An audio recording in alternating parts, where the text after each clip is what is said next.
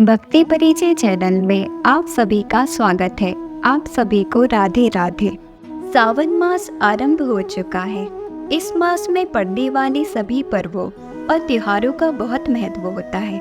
सावन मास के कृष्ण पक्ष में पड़ने वाली एकादशी को कामिका एकादशी के नाम से जाना जाता है। इस बार सावन के कृष्ण पक्ष में कामिका एकादशी 31 जुलाई दिन बुधवार को पड़ रही है। एकादशी में भगवान विष्णु की पूजा विधि विधान से की जाती है।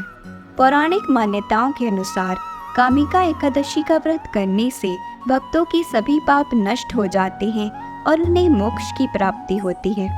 कामिका एकादशी के व्रत को विधि विधान के साथ करने से वाजपेयी यज्ञ के समान पुण्य मिलता है और जीवन में खुशियों का आगमन होता है। तो आइए अब हम सुनते हैं कामिका एकादशी व्रत की कथा को। धर्मराज युधिष्ठिर ने कहा, हे प्रभु, मैंने आषाढ़ मास के शुक्ल पक्ष की देवशयनी एकादशी का सविस्तार वर्ण सुना। अब आप मुझे श्रावण मास के कृष्ण पक्ष की एकादशी की कथा सुनाने की कृपा करें। इस एकादशी का नाम क्या है? इसकी विधि क्या है? इसमें किस देवता का पूजन होता है? इसका उपवास करने से मनुष्य को किस फल की प्राप्ति होती है? भगवान श्री कृष्ण ने कहा, धर्मराज युधिष्ठिर, मैं श्रावण मास की पवित्र एकादशी की कथा सुनाता हूँ। ध्यान पूर्वक श्रवण करो। एक बार इस एकादशी की पावन कथा को ब्रह्मा जी ने लोकहित के लिए नारद जी को सुनाया था। एक समय नारद जी ने कहा, हे ब्रह्मा जी, आज मेरी श्रावण मास की कृष्ण पक्ष की एकादशी की कथा सुनने की इच्छा है, अतः आप इस एकादशी की व्रत कथा विधान सहित सुनाइए। नारद जी की इच्छा को सुन ब्रह्मा जी ने कहा, हे नारद जी, आपने बहुत ही सुंदर प्रस्ताव किया है। अब आप बहुत ध्यान पूर्वक इसे श्रवण कीजिए। श्रावण मास के कृष्ण पक्ष की एकादशी का नाम कामिका एकादशी है।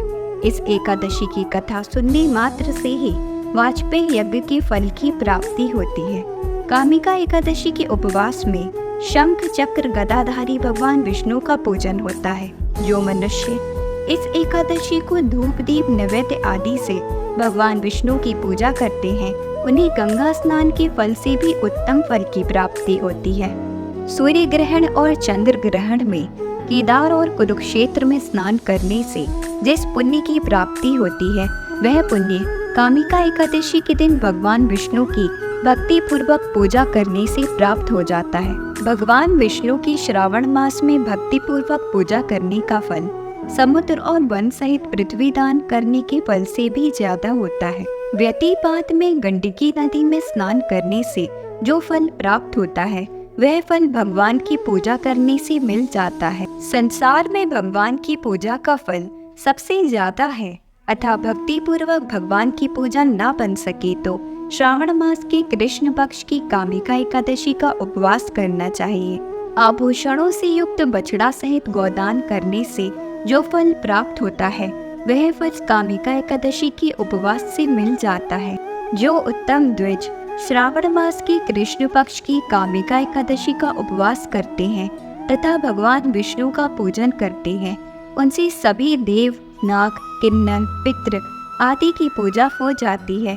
इसलिए पाप से डरने वाले व्यक्तियों को विधि विधान सहित इस उपवास को करना चाहिए। संसार सागर तथा पापों में फंसे हुए मनुष्यों को इनसे मुक्ति के लिए कामिका एकादशी का व्रत करना चाहिए। कामिका एकादशी के उपवास से भी पाप नष्ट हो जाते हैं। संसार में इससे अधिक पापों को नष्ट करने वाला कोई और उपाय नहीं है। हे नारद जी, स्वयं भगवान ने अपने मुख से कहा है कि मनुष्य को अध्यात्म विद्या से जो फल प्राप्त होता है, उससे अधिक फल कामिका एकादशी का व्रत करने से मिल जाता है। इस उपवास के करने से मनुष्य को न यमराज के दर्शन होते हैं और न ही नरक के कष्ट भोगने पड़ते हैं। वह स्वर्ग का अधिकारी बन जाता है।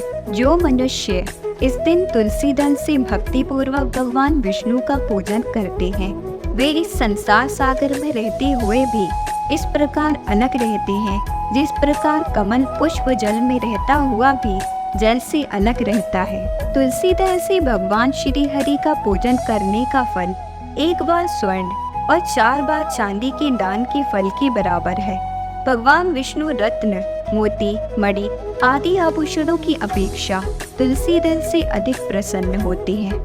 जो मनुष्य प्रभु का तुलसी दल से पूजन करते हैं उनके सभी पाप नष्ट हो जाते हैं। हे नारद जी, मैं भगवान की अति प्रिय श्री तुलसी जी को प्रणाम करता हूँ। तुलसी जी के दर्शन मात्र से मनुष्य के सभी पाप नष्ट हो जाते हैं और शरीर के स्पर्श मात्र से मनुष्य पवित्र हो जाता है। तुलसी जी को जल से स्नान कराने से मनुष्य की सभी यम यातनाएं नष्ट हो जाती हैं। जो मनुष्य तुलसी जी को भक्ति पूर्वक भगवान की श्री चरण कमलों में अर्पित करता है उसे मुक्ति मिलती है। इस कामिका एकादशी की रात्रि को जो मनुष्य जागरण करते हैं और दीप दान करते हैं उनके पुण्यों को लिखने में चित्रगुप्त भी असमर्थ है। एकादशी के दिन जो मनुष्य भगवान के सामने दीपक जलाते हैं उनके पितृ स्वर्गलोक में अमृत का पान करते हैं। भगवान के सामने जो मनुष्य घी या तिल के तेल का दीपक जलाते हैं उनको सूर्यलोक में भी सहस्त्रों दीपकों का प्रकाश मिलता है। कामिका एकादशी व्रत कथा। एक गांव में एक वीर क्षत्रिय रहता था। एक दिन किसी कारणवश उसकी ब्राह्मण से हाथापाई हो गई और ब्राह्मण की मृत्यु हो गई। अपने हाथों मारे गए ब्राह्मण की क्रिया उस क्षत्रिय ने करनी चाहिए, परंतु पंडितों ने उसी क्रिया में शामिल होने से मना कर दिया। ब्राह्मणों ने बताया कि तुम पर ब्रह्म हत्या का दोष है, पहले प्रायश्चित कर इस पाप से मुक्त हो, तब हम तुम्हारे घर भोजन करेंगे। इस पर क्षत्रिय ने पूछा कि इस पाप से मुक्त होने के क्या उपाय हैं? तब ब्राह्मणों ने बताया कि श्रावण मास की कृष्ण पक्ष की एकादशी को भक्ति भाव से भगवान श्रीधर का व्रत एवं पूजन कर ब्राह्मणों को भोजन करा के सदक्षिणा के साथ आशीर्वाद प्राप्त करने से इस पाप से मुक्ति मिलेगी। पंडितों के बताए गए तरीके पर व्रत कराने वाली रात में भगवान श्रीधर ने क्षत्रियों को दर्शन देकर कहा कि तुम्हें ब्रह्म हत्या के पाप से मुक्ति मिल गई है। इस व्रत के करने से ब्रह्म हत्या आदि सभी पाप नष्ट हो जाते हैं और इस लोक में सुख भोग कर प्राणी अंत में विष्णु लोक को जाते हैं। इस कामिका एकादशी के महात्म्य के श्रवण व पठन से मनुष्य स्वर्ग लोक को प्राप्त करते हैं। जय श्री हरि।